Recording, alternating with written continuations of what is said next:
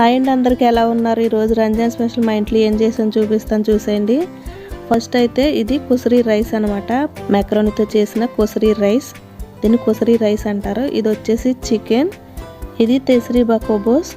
Next తర్వాత వచ్చేసి mutton కీమాతో చేసిన కోబోస్, ఇది కూడా తెస్రీబా కోబోస్ అనమాట. అలానే ఇవి 3 రకాల సమోసాలు అనమాట.